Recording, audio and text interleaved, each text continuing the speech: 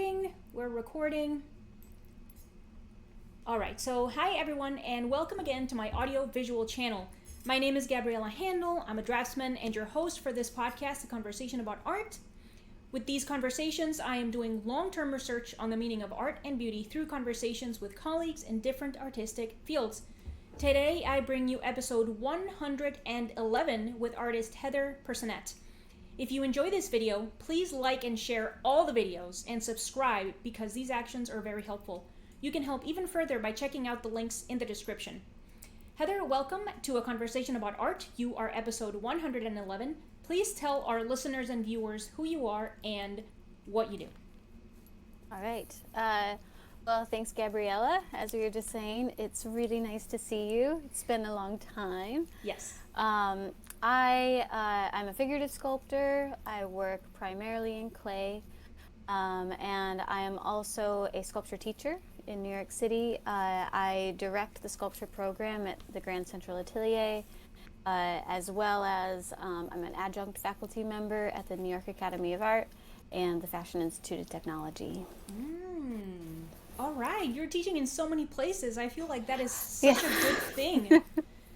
Yeah, it's great. I mean, I love being a part of sculptors' education. I get to share what I love, and it's been really rewarding. And as you know, like when you teach, you learn so much too. So it's just another way for me to continue my education.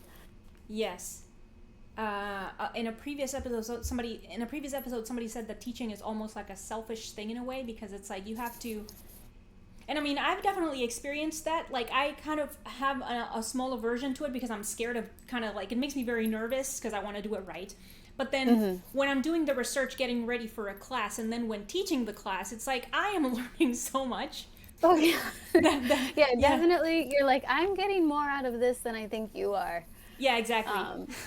But, you know, I struggle with the selfishness of art generally because it's like you almost can't win. When I'm making artwork, I feel that same way, that making artwork is the selfish endeavor. I'm getting more out of it than anyone is observing my work. But then you go into teaching and it's the same thing. So I guess if you enjoy anything, it's always going to feel a little selfish. Yes. I mean, I agree. But I also don't think that's strictly a negative thing. Because if anything, that's kind of what makes the whatever results from following that endeavor to be good and just satisfying for everyone. Not just you, the one that's making the thing, but also like the receptor, whoever is like receiving it. Right. Yeah. It's definitely a shared dialogue. Yes, exactly. Okay. Okay, so I've with previous conversations and just like in general, I guess, I've been wondering about this relationship between being an artist, you know, making work, what is arguably what we call your personal work, your studio time and stuff, versus having to make a living and the expression of living off of one's art. And I mean, I was reminded of that because of what you said, that you're involved in these 3 educational institutions, and you're doing a lot of teaching. So, even though I've heard that expression, living off of one's art, and I've used it myself, it has never been explicitly defined. So, what do you think that means? What does it mean to you? And do you think that being an art teacher is indeed living off of one's art, or do you think that living off of one's art means exclusively to produce personal work, quote unquote, and then selling that work and then having that being the monetary sustenance to pay bills? So what do you think about that stuff? Yeah, well, actually, I mean, that's a really good question because that's something that I end up talking a lot to my students about. Because we have to go over their goals. Do you want to be an artist who lives off of your artwork, or do you want to be an artist especially this is relevant for sculptors, because sculpture is very much a service job, or at least I consider it to be that, where you're making work, but very few sculptors that I know personally make a living by producing a personal body and they show it in a gallery and then they sell off piece by piece, and that's how they make their living. And in fact, I think for any artist, that's a really difficult lifestyle. And it's usually supplemented with some other kind of outside, source of income. But the sculptor, frequently, if they're making money off of their sculpture, it's oftentimes public work, commission work. You're sort of making a portrait for somebody, of somebody, you're making a public monument. Often sculpture is a sort of a community task where there's lots of people involved in the production of a sculpture. So you might be one, sort of element that is helping to produce a piece. And so oftentimes the living for a sculptor is pieced together through these various approaches, teaching being one of them as well. So I, especially with that route, I consider what the sculptor does is more like an act of service to the community, an act of service to the art world sometimes. But then, individually, making a living off of your artwork, I do some commission work. Right now I have a couple commission pieces that could probably keep me afloat, but they're not that reliable. And so I supplement with a lot of teaching. And in fact, the teaching is a great way for me to stay involved with the community and for me to continue to learn and be active with my peers. But I guess I don't consider that necessarily making a living off of my artwork, but it's sort of making a living in the area that I love to participate with, like within the art world. Okay. Yes. Okay, so another question regarding teaching, as much as we were talking just before I started the recording about how teaching is basically a selfish endeavor, in the sense that in getting ready for a class, and then in teaching the class, the teacher learns so very much. Do you consider work made in a class environment, like when you're demonstrating for your students, do you consider that to be, I don't know, work that you make? Like my personal work? Yes, and the reason for which I ask is because I had a teacher on the podcast. It's Josh's brother, actually, Nathan. I had him on the podcast in a previous episode, and he said that he doesn't consider it to be kind of like the same as doing stuff in your studio, for example. So what do you consider that work to be? Yeah, I definitely agree with Nathan. I think that there's a real disconnect, and this is something I struggle with because I spend 90% of my time teaching, and a lot of the work that I produce is made as part of a demonstration. It's sort of this one-off that's made in a place, designed for a specific purpose, and it kind of changes the intentions of the work, because with work that's made as a demo, you're building work to show something to somebody else. Like maybe it's a process, maybe it's a concept, maybe it's just literally trying to be like, okay, watch some of the practices that I'm taking to get to this end result. And you can be creative within that, and sometimes, and this is where a little bit of that selfishness comes in, because I'm learning as I do it. So I go, I'm actually finding out as I'm working through this piece, I might want to change it a little bit this way, or I could teach a little bit better that way.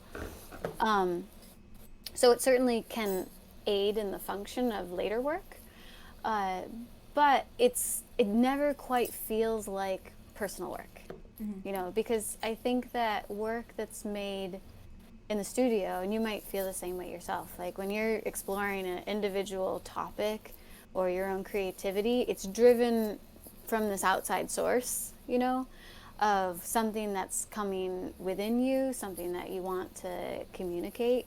But with demos, it's typically a tighter environment. It's with a very specific purpose that's designed to teach and inform something about process or method. Okay. Yes. Yeah, and it's tricky because that ends up being a big portion of my portfolio are these demo pieces that are made. And I take every opportunity I can to try to sculpt in those kinds of environments because I just simply love sculpting. Sure. And I like the challenge of being able to say, like, okay, you've got a piece to make with limited parameters, like here's your model in front of you, or here's your topic, or here's your material. And so like working out the problem solving is a lot of fun. But it doesn't usually have a stimulus outside of that specific problem in that specific scenario. Okay. Okay. So out of the available mediums, why do you think you prefer sculpture? Oh, I mean, that's a great question. I mean, I kind of feel that sculpture is something that is very natural to me, in a way that other mediums just didn't click quite so well. And I tried out lots of different things. I mean, you might know this already, but I explain it a lot in class. I actually started out as an illustrator. That's what I got my degree in. I studied animation and illustration as a student, and my dream was to be like a sort of a painter of sorts and create stories with the 2D mediums. And I liked it, and still I enjoy doing that. But I ended up taking a clay class when I was an undergraduate student, right at the very end of my career as an undergrad student. And I just absolutely fell in love with the material. And I mean, it's the only way I can describe it is sort of like falling in love with the right person, and you just know that something about this fits. And that's how clay felt for me. It was easier for me to take a lump of clay and kind of shape it into anything. And I didn't have sort of these preconceived notions or inhibitions with the material that I would with, like, say, a blank sheet of paper. So it was really my love of clay that drove me into sculpture originally, through ceramics. And then I learned that I could do quite a lot with clay that I didn't know that I could do before, and then it just kept me asking questions like, okay, if you can do this with clay, then what else can you do with clay? And then maybe, why do people make sculptures that aren't in clay, and what's the process for that? And that led me on a quest that eventually led to sculpture. Okay, so when you say clay, do you mean water-based or oil-based?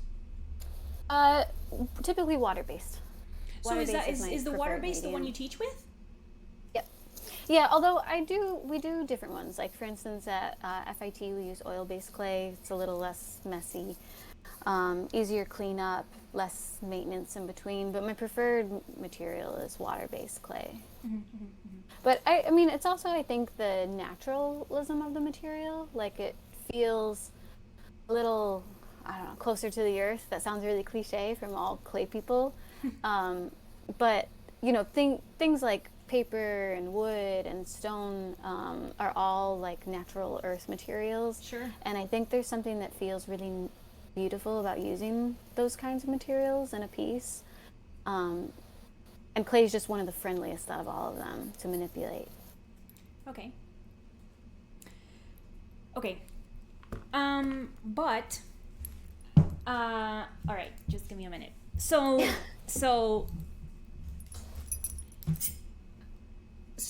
okay. I guess I just want to kind of ask more still of your reply about why do you think you have this affinity with that medium specifically? Because I mean, I don't know why I like drawing. I don't know. I mean, when I think about it, when I try to think about it, I'm like, well, I mean, I've been doing it. I'm very familiar with it, so I'm very comfortable with it. Because I've just been doing it. I mean, when I was a little kid, I would have the drawing pads, and it was always drawing, and sometimes I would color with pencils and stuff. But with the graphite pencil, I am very comfortable, And I think, or I speculate, that it's because I've been doing it for a very long time, in spite of what are arguably its shortcomings. Because it's like, paper has its shortcomings. You have to seal it. You have to spray fix it. People apparently don't care for drawing as much as they do for painting. For example, like stereotypically, like this, it's like, each medium has its shortcomings.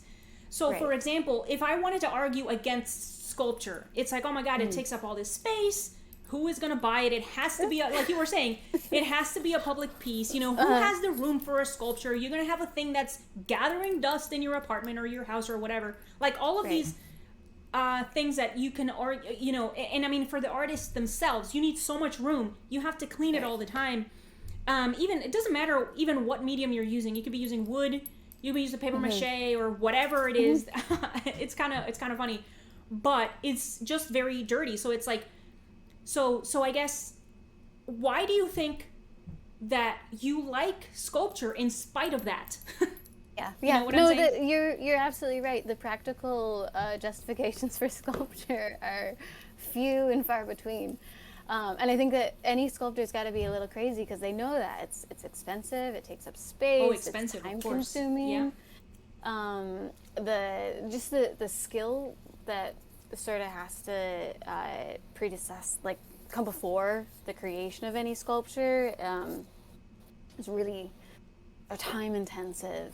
But I think I should elaborate more on it. I think that one of the major reasons why I like it is actually because it's dirty and because it's physical. One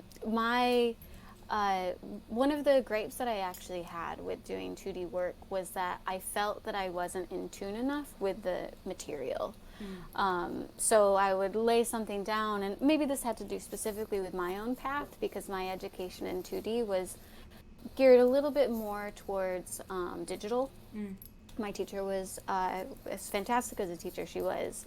Her own work was founded in like digital work, whether it was animation or illustration. And I kept trying to find ways around this. I'd make paintings and I'd scan them and I'd make drawings and I was terrible at technology, but a little lasso tool over everything and just transfer it all on the computer to sort of preserve some of the, the original medium. And I think I personally felt a little frustrated by this, like just trying to get to the tactile quality of the work. So I think as a person, I'm really attracted to that like tactile nature of whatever the medium is, even if it's paint, even if it's graphite or charcoal, which is, you can kind of push it and move it around. And, but my sensibility, I think, is that I literally want to be that person who can physically push it. And so the action of creating a sculpture kind of goes hand in hand with sculpture. It's not just like a conceptualization of sculpture. A real sculptor gets in there and works with the material and understands the material and learns how to manipulate it. And you kind of have to use your whole body. I have a joke in one of my classrooms. That's not really kind of a joke. Is when they come in, I'll point everyone's attention that I removed all of the chairs from the studio because you just can't be a great sculptor. I mean, maybe you can, but you want to be able to use your entire body because sculpture is a three-dimensional object that requires your attention from every direction. Yeah. And when you kind of plant yourself, you begin becoming blind to the other views of your sculpture. So I think the physical act of moving around really is appealing to me. I think working with materials that felt a little bit dirty, that's an aspect that I like. I like the muddy hands, and I like having to wade through something. I like the physical effort of it. That all really attracted me. And I think that kind of predates, even though I wasn't exposed to sculpture in my young life, I believe that I was a kid who really liked being outdoors, getting my hands dirty, and being really involved with actively making things. Yes. Okay. I mean, that makes perfect sense. Yeah. That makes perfect sense. There was I talked to another sculptor. I don't know if you know who the person is. His name is God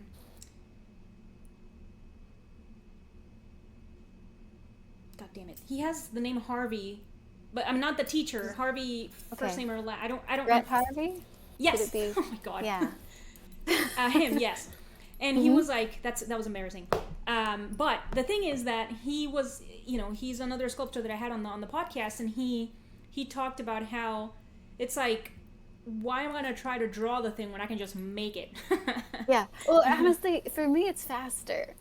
Like, Right. whatever I've got in my head, if I can just put my hands onto it and find the form that way, it's an easier approach. And I think that some people, they do work differently. I've had people come into the class who have been absolutely turned off by sculpture simply for the fact that it's messy. They're like, I just hate the feeling of it. And what can I say? That's what I love about it. People are different. Yeah. Or they're dumb. But I think that's dumb, but whatever. It takes an open mind to do all kinds of things in art. But for me, it was simply a good fit. It was just like I said, it was finding the love of your life a little bit. Yeah. Well, I mean, it's just that, the physical aspect of it in particular makes a lot of sense to me. Like, I definitely understand that. I mean, even though I'm, there's a certain degree of overlap with drawing. Like, if I'm drawing standing, if I have a model, I'm like totally using my entire body to make the lines and stuff, and I'm stepping back and I'm stepping forward and I'm moving to see the different angles. And I can totally understand also the frustration working on a two-dimensional surface, because when you're making a drawing, you're making the illusion of the thing. When it's like, when you're making a sculpture, you're making the thing. Right. And it's like, in a way, it almost makes more sense to make the thing as you're seeing it than trying to make the illusion of the thing. It's like, it's on the flat paper. See what I'm saying? Right, So that certainly makes a lot of sense. It's definitely more direct. But that's kind of the quandary with sculpture as artwork, because the case that is frequently made against sculpture is, then why make art if you're just reproducing the thing? Oh no, you already have the literal thing, and so why just make another thing of that thing where there's one degree less of abstraction. And that's something that I think sculptors have to reckon with, a lot of, like, because you're literally creating the object. I think that's dumb too, but keep going. Yeah, well, I agree, but I think that it's something that should be on the mind of every sculptor, is like, how do you elevate this piece beyond just the mere copy, and like, what are you trying to do with it? What are you trying to say with it, by creating this three-dimensional object? Sure. Yeah, it's just that is the same argument that is used against basically all quote unquote traditional media. It's like, not traditional media, not just traditional media, but representational traditional media. It's like, oh, why are you doing the quote unquote the same the white people that were doing in the Europe's or whatever? Like, those are bad things or something. And it's like, first of all, it's not the same fucking thing. It's not, because I'm doing it. It's not them doing it. It's you doing it. So more, it's like, actually by default, it's different from the thing, because I'm making it with my own calligraphy. And it's like, in the case of sculpture, every sculptor has their own calligraphy. It's like, it is completely fucking different from one person to the next, because your musculature is different from my musculature, and I move differently than you move. And like, the way that I grasp and make the mark, and I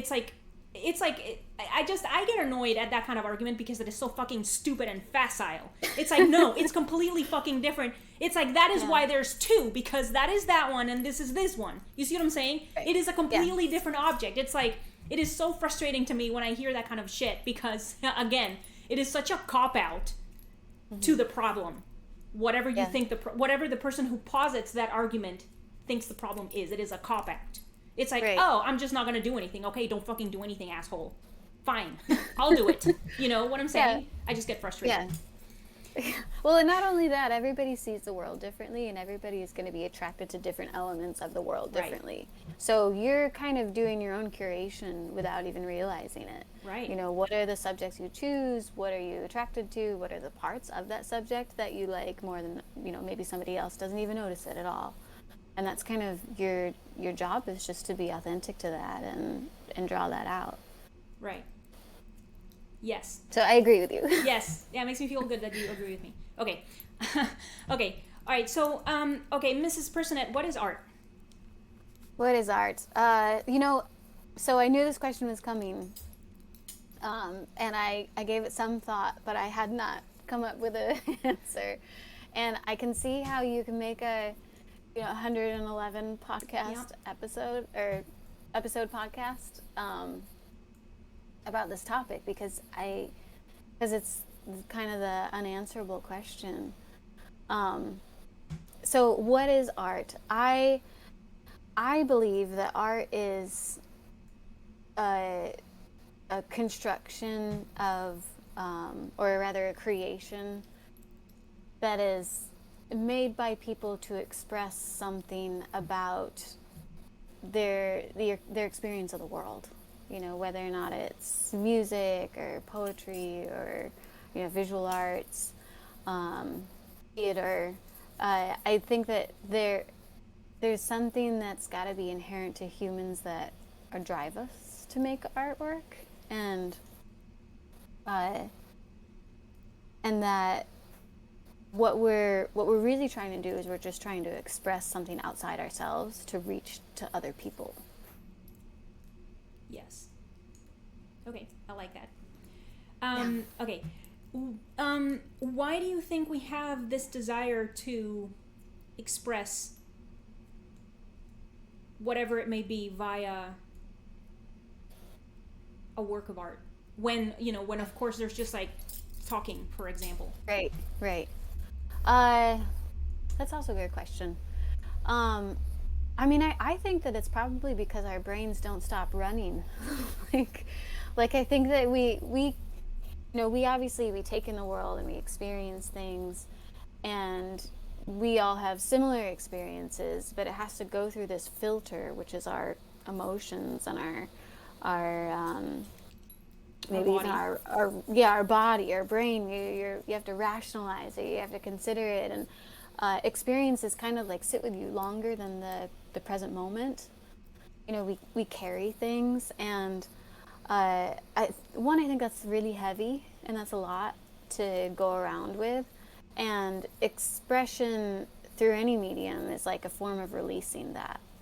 And so there's value to the individual in like releasing this this experience, or releasing this, the culmination of all of these thoughts and considerations. But I also think that it's like a slightly about trying to communicate to other people, and because there's something about communicating something literally versus communicating something a little bit more abstractly. And I don't mean like visually abstract or literal, but when things can only be experienced literally, there's like a tiny fraction of an experience that's actually literal. Everything else is filtered through the circumstance, how you're receiving it, the time of day, what did you eat earlier, what's going on in the world. And so all of these things that are influencing the way things come together makes for a I guess a subjective, like a non-objective experience. So you have this subjective reality, and that needs to be sort of explored. And I think that the artwork, what it does is it tries to give an image or a sound, or tries to relate something about that subjectivity. It's like a little bit, it's one of the reasons why I really love poetry in relation to visual artwork, because poetry does this sort of same thing.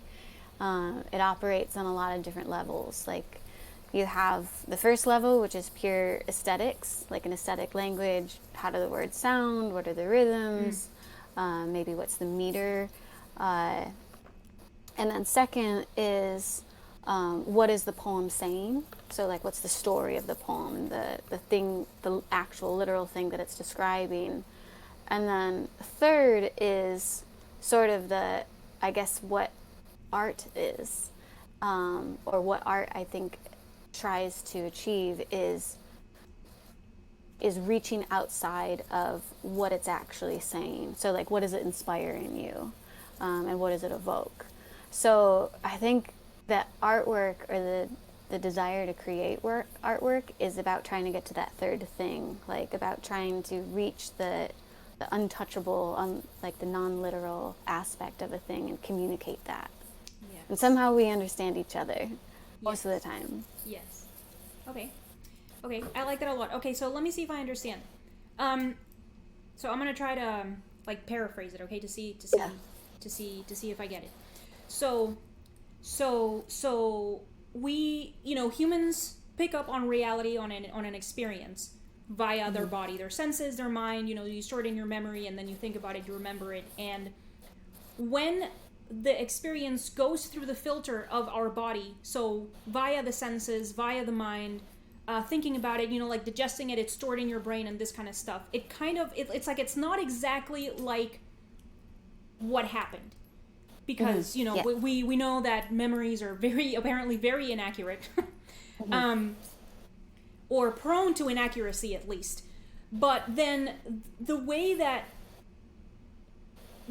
experience was absorbed by the individual in becoming something else and changing from what it originally was, because it's gone through the many filters, the filters of the body, then it becomes something else within the artist. And so then the artist wants to try to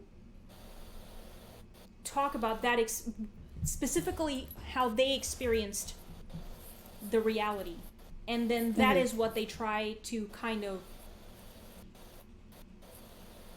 turn into a solid object, which is the work of art. Yeah, right. So that's what they're trying to sort of make into the world. Sort of like birth this thing. Yes. And to create a thing with it, whatever that is. You know what? I like that a lot for what you were saying. Before I asked you what is art about, the morons who are like, oh, but why are you making the sculpture? The thing is already there. It's like, no, it's like, it's the thing went through my filter, and like I'm trying to now give you the result of that distillation. Right. Yeah. That's really cool. And I think that's precisely why no two pieces look alike. Yeah. And why we could keep doing this in perpetuity, forever. Yes. And that would also explain why it feels like, so like, for example, even if I'm drawing the same model over and over again, it also explains why it never feels like I know what I'm doing.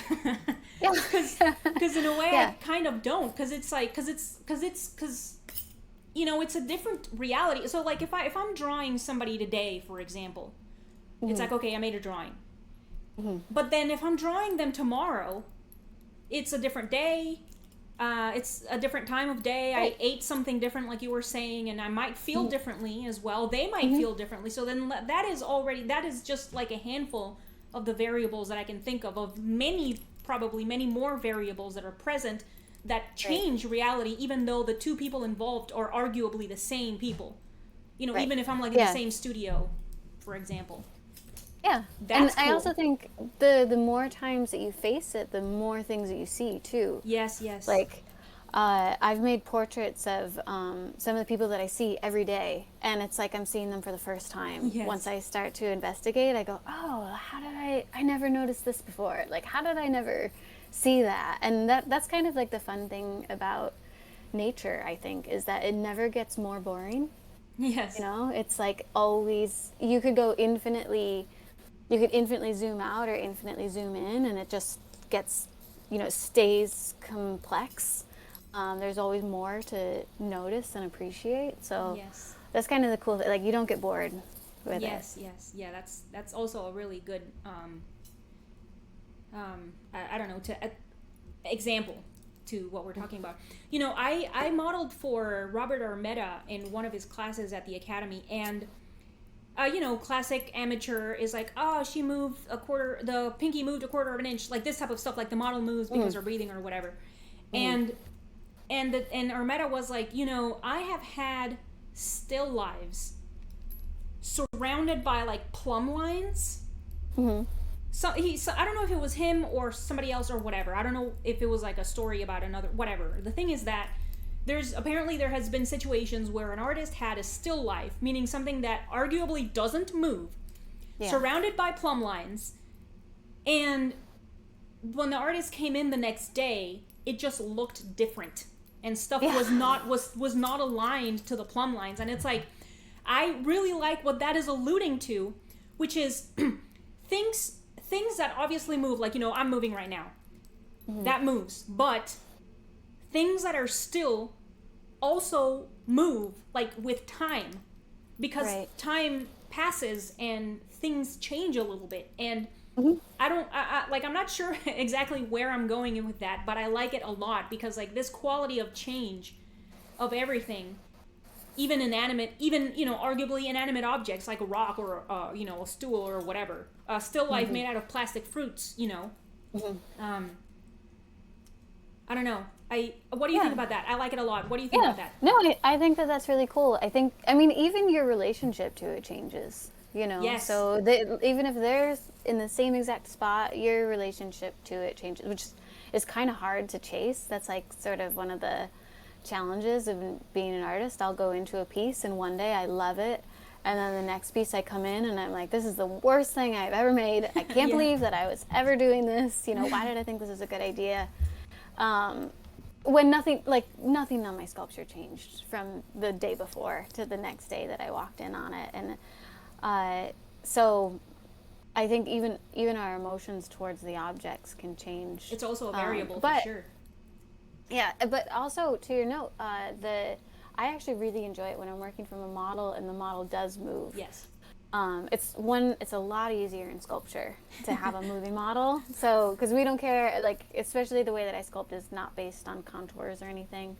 It's sort of a mass and volume, structural based way of sculpting. And with that, it really allows you to appreciate the movements of the model. So like breathing, or even like kind of they stretch and they move around, or often when I'm doing a portrait, I like it when the person is talking to me, because you get to see their expressions. You get to see like the things that they like to settle into.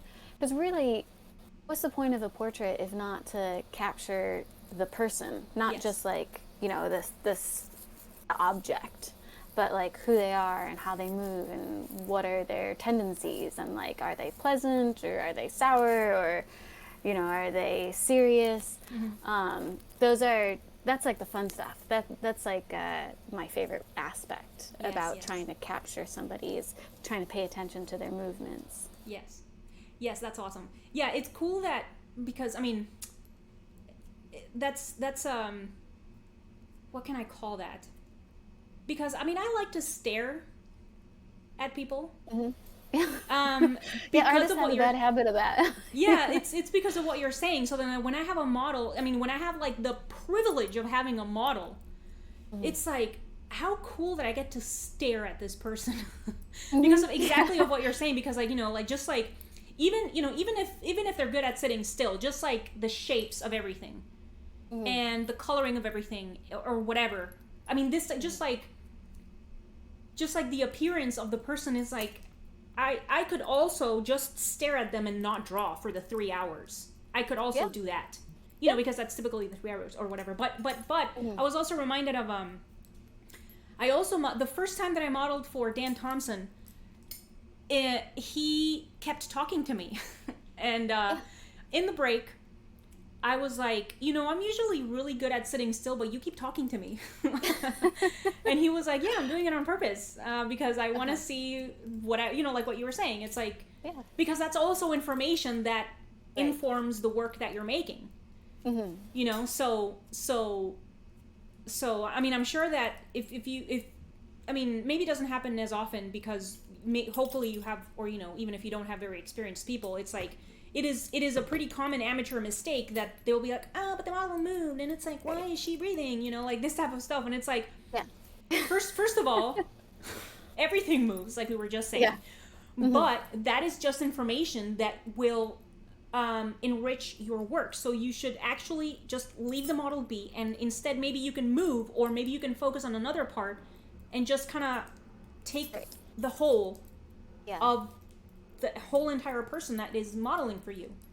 It's a series of moments that you're trying to capture to get the big picture, not one single like snapshot. That's not the point. Yes. And it's something that I'm teaching a lot. We bring up because you do get that complaint frequently. Actually, it's not that frequent in my classes, so they're pretty good about it.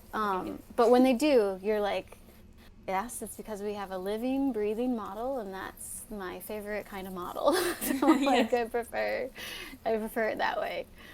So. Yes. Okay. Okay. So, Mrs. Personett, what is beauty?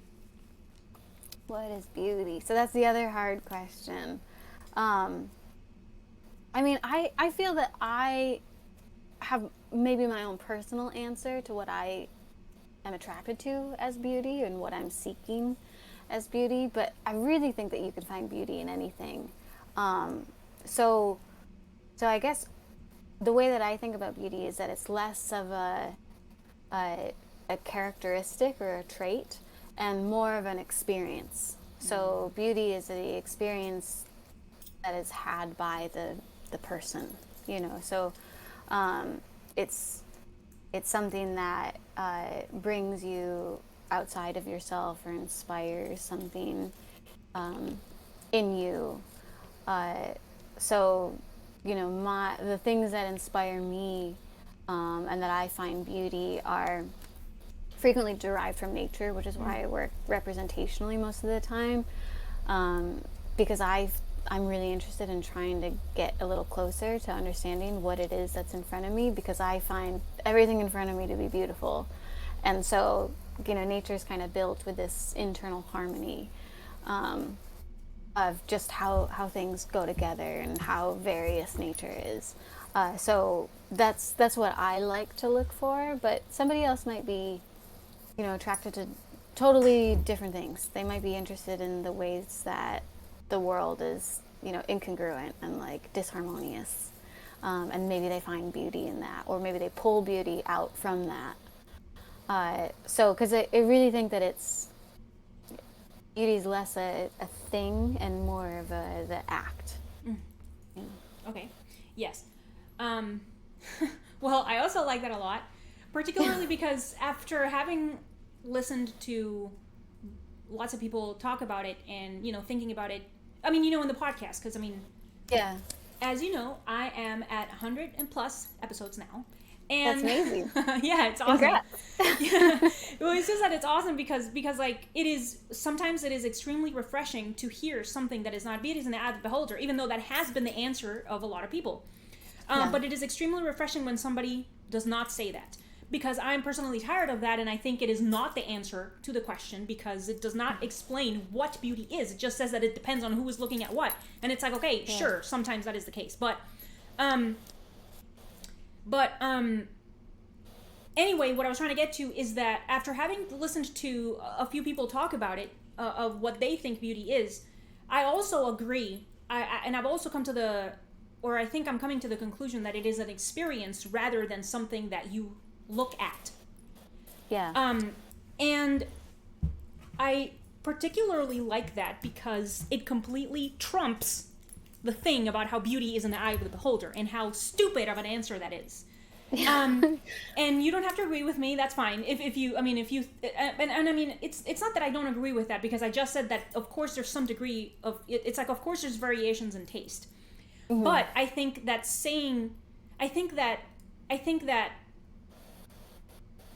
basing strictly beauty on what we see is also a cop-out. And Yeah. it's a facile kind of answer. And I mean, I also don't necessarily blame somebody who thinks that way, because that is the way of nature, in the sense that nature takes the path of least resistance. That's what everything in nature does. And it's definitely easier to think that beauty is in the eye of the beholder rather than trying to think what it is. And it's like, that is actually really difficult. Yeah. But anyway, I agree with you in that it is an experience, and I also think that the experience of beauty is probably very, or like I have the hypothesis that it's probably very similar across humans, Yeah. regardless. Yeah, it probably inspires the same kinds of sensations. Like Yeah. when somebody comes across something that they consider beautiful, you're sort of flooded with whatever it is, awe or inspiration or admiration or like a curiosity. Yes. I think is a good reaction to beauty. And so, yeah, I think, I mean, it's great that you're doing this podcast, because basically you're just pulling together a bunch of resources and trying Yes. to answer these unanswerable questions. And you can take the pieces of what you like and sort of formulate like a good idea of how you proceed forward in the world with it. Yeah, for sure. And I also quite like the part about nature, because well, everything is nature in a way. There's of course there's what we think of when one says nature, which is trees and animals and stuff. And even there, that contains a lot of things that a lot of people think are ugly. Like, animals killing each other and just maiming each other, and whether for sustenance doesn't matter. It's still, because I mean, I remember watching the nature shows and feeling bad for the animal that's getting chased down, and then how they're like choked to death for eating. But at the same time, it's like, I mean, so yeah, like even quote unquote nature contains things that are considered, unsavory and ugly, and oh no, the animal is suffering, like this type of stuff. But at the same time, that has the very characteristics that you were talking about, which is the curiosity and kind of just being amazed by the thing. Because, for example, if you think of a cheetah, for example, cheetahs are fucking amazing. Yeah. You have like this long, lanky animal, this gangly, long creature that runs really fast and is just like made for that, and they're just really cool. It's like they have these characteristics about them, and just thinking about it, it's like the videos that I've seen of them running, like the way that they become really long when they're doing their gait thing when they're running. And conversely, if I think of a carcass of any animal, basically, I would for sure be there looking at it. And like you were saying, like the curiosity of, and like the wonder, because then that, upon looking at a decaying carcass, then that leads to very many other things, like just thinking of life and death, which is the whole thing about awe and stuff that you were talking about. Yes. So, okay, I would like it if you elaborated on what you mentioned as a part of beauty, which is how it brings you outside of yourself. What does that mean? Well, so I guess what it means is it gets you to ponder about things that are bigger than you as an individual, maybe. And I think that like that's what people, I guess, when they talk about something that's awe-inspiring, something that brings you to sort of gain some perspective about your place in the world, whether or not we're smaller than we think we are, or whether or not we're integrated into things more than we think we are. Yes. It's a little bit about seeing more truth about the world, so like the bigger picture of things. And you could take that to mean like about nature, or it could also be like within humanity or across history and time. Right. And that's kind of one of the things that I like about artwork is that it's really a language across time. Yes. So when you're trying to communicate, you're not just communicating with your peers and your contemporaries, but you're continuing a communication that has started, well before you, and then you're actually communicating into the future. And so when I am observing a piece of artwork, if I'm reading a piece of literature, you're sort of getting like a little direct line into that person or that era or those thoughts, and that really it like takes you outside of your present, So Yes. Artists, you have the power. You're cutting off. Like take them. Okay. Oh, is it okay? Yes, now it's okay. But it Okay. cut off for a second. All right. Yeah, I got a little message. Yeah, as the artist, you have the power to kind of communicate outside of your, or take from your own individual experience or our collective experience and communicate it outwards. And so as a consumer, we do the same thing. So I do believe it pulls you out a little bit and connects you more. I guess that would be the way in which beauty has the power to do that. Yes. Okay. Yeah, that reminds me actually of what Martin Campos said in his episode, but I think he said it for art. I don't remember what he said it for, but he said that it was time travel. Yeah. And that's awesome. Because effectively, when you're looking, at a work of art from the 1800s or something, or before, that is an object from the time that a person from the time touched, breathed on, and that's crazy to think about. I actually wanted to go somewhere with that and I forgot. Just give me a second. Right, so I guess in terms of both beauty and art, what do you think that aspect of communicating, not just with your contemporaries or you with trying to, the individual trying to kind of make sense of that filtered information of reality, what do you think what you're saying about how you're going to communicate in a timeless, with something that has no time constraints, hopefully. What do you think that says about the work that we make, in the sense, like the subject matter, the way that we treat the work, the way that we make the work? Because I think it's clear the way that we view work pre-20th century, pre the two great wars, maybe even pre-industrialization. I don't need to know anything about that quote-unquote older stuff in order to be like, damn, that is amazing. Like, I don't have to understand necessarily what was happening at the time. I don't even have to understand what they were saying, what they wanted to say with the work, versus the value of work that is post both great wars is dependent on the circumstances for its value. Right. You see what I'm saying? Yeah. So what do you think? So what do you think? What do you think about that? Yeah, I mean, there's a real shift in the purpose of artwork that I think is relatively new. I mean, this isn't my area of expertise, but I am aware that, artwork before, as I was saying, like sculpture is sort of a service job. Artwork historically has served a function, whether it's to communicate a certain ideology or to promote a sort of political position, or whether or not it's just to communicate something more abstract, like a representation of, kindness or war. And then, but they've been communication devices about a sort of collective experience, something that's a little bit more universal.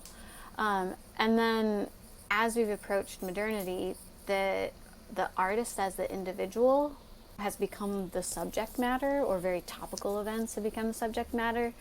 And this is something that I struggle with, because I don't put myself in the camp of that kind of artist that is primarily concerned with, even though I'm talking about, your individual experience, as the expression.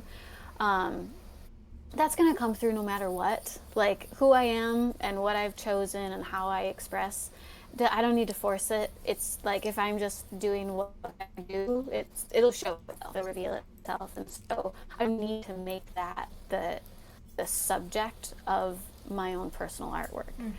And it's not that I dislike artwork that is like that, but there's something that feels very like maybe lacking the timelessness, or that it will be dated, or will quickly become outdated or too topical to kind of stand the test of time. And sculpture has the burden of needing to justify its existence a little bit. All artwork has this, but as a sculptor you feel this in that every piece you create takes space, takes labor, takes material, and there's a big investment in it. And of course that's true with all artwork. But making artwork which is sort of everlasting, and this is something that John Bellardo actually from the Academy talks about a lot, where the work has to, if it's being made in a permanent material like bronze or marble, it kind of has to serve a function that is for the public good or for humanity, or kind of like justify its existence. And so themes that are a little bit more universal and that are everlasting, kind of are a little bit more appropriate for that. Maybe that's too opinionated for like what the subject of artwork is, because it could be anything. But I do think that the artwork which has lasted is artwork that we can still relate to, hundreds of thousands of years later, because it touches on a core truth of what it means to be alive on the earth, a human body, and experience the world as we experience it. And that a lot of other artwork, can fall to the wayside because it's just too particular, or too topical. Yes. Okay. Well, you're saying to the choir. I like that a lot. And I also like that expression. I feel like I recently grasped what it means, so I've been just using it if I can. Yes, I like that a lot, and I also like that as the closing thoughts of the podcast, because Ms. Personett, we have broken the 55-minute mark of our conversation here, so I'm going to start to close it out. Please tell our listeners, future listeners and viewers, if you want to add anything, where can people find your work? What classes do you have coming up? If you have a show coming up, whatever you want. Okay, cool. Well, that went fast. Oh, yeah, it did. It was great. Yes. So I do have some classes coming up. I do summer workshops. They're offered through Grand Central Atelier. This summer I'm teaching a portraiture class and a